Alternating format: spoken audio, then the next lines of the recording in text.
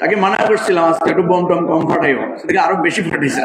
মসজিদের দান করে, এই বিধবা মহিলাদেরকে দান করে আওয়ামী লীগ বিএনপির সাথে প্রতিযোগিতা করে আপনি রাজনীতিতে দাঁড়াইতে পারবেন?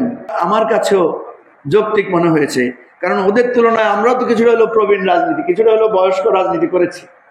ওদেরকে যত পরামর্শ দিচ্ছি, বুদ্ধি দিচ্ছি, বুদ্ধি ভাই নিজে কাজে লাগাইলে তো আমার দল এতদিনে বাংলাদেশে পপুলার দল হয়ে যেতে পারত। সুতরাং অপরকে পরামর্শ, অপরের দোষ ধরা, অপরের কাছে প্রত্যাশা না করে নিজেদের কাছে প্রত্যাশার ক্ষেত্র তৈরি করুন।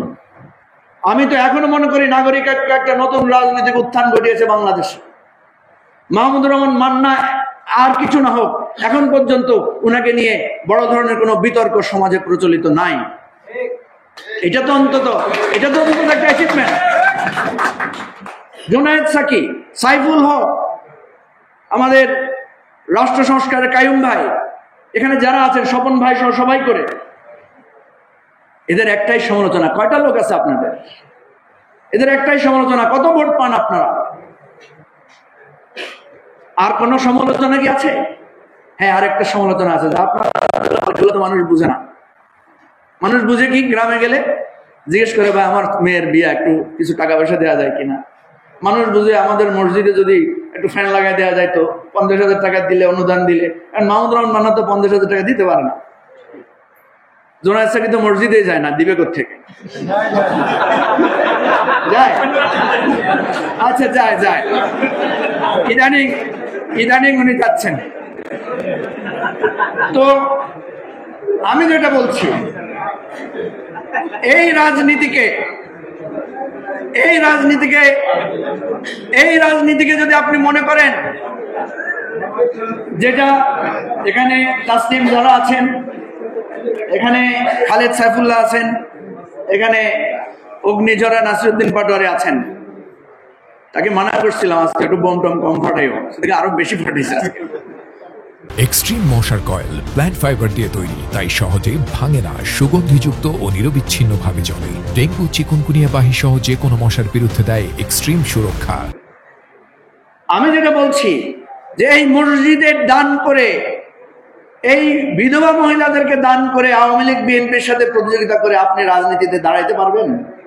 তাহলে তো মাহমুদুর রহমান মান্না যে গার্মেন্টস এর মালিক হয়েছিলেন, সেই লাইনেই উনি থাকতেন, সব ছেড়ে রাজনীতির একচ্ছত্রভাবে নিজেকে করতে পারতেন। সুতরাং নতুন পথ খুঁজতে হবে। পুরাতনদের সাথে পুরানো পথে মোকাবেলা নয়, পুরাতনদের সাথে নতুন রাজনীতি দিয়ে মোকাবেলা করতে হবে। এবি পার্টির সেই শক্তি নাই এককভাবে মোকাবেলা করার, এটা সত্য। নাগরিক ঐক্যের একক শক্তি নাই সেটা মোকাবেলা করার, এটা সত্য, মানতে হবে। গণসংহতি আন্দোলন, রাষ্ট্র সংস্কার আন্দোলন, বিপ্লবী ওয়ার্কার্স পার্টি, আমাদের অনেকেরই সেই শক্তি নাই।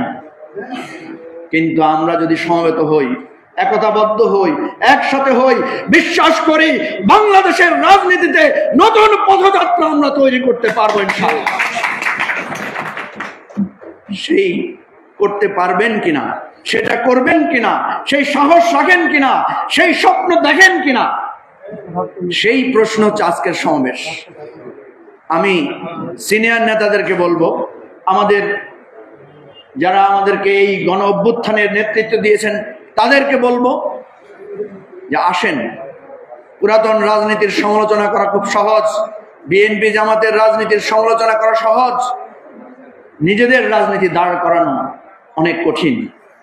আমরা যদি নিজেদের রাজনীতি দাঁড় করিয়ে আগামী দিনের নির্বাচনে মানুষের সামনে বলতে পারি যে আমাদের রাজনীতির বিবেচ্য বিষয় দুটো, আপনার কি পুরান পথে হাঁটবেন না নতুন পথে? আপনার কি রাষ্ট্র সংস্কারের পথে হাঁটবেন না ক্ষমতার ভাগাভাগি আর জোট করে ক্ষমতায় গিয়ে এককভাবে সচিবালয়, এককভাবে পত্রপত্রিকা, মিডিয়া, এককভাবে সেই দলাদলির রাজনীতিতে আবার থাকবেন? এই প্রশ্ন তুলেই আগামীর নির্বাচনকে মোকাবেলা করতে হবে। সেই আহ্বান জানিয়ে আমার কথা এখানে শেষ করছি। খোদা হাফেজ, আসসালামু আলাইকুম।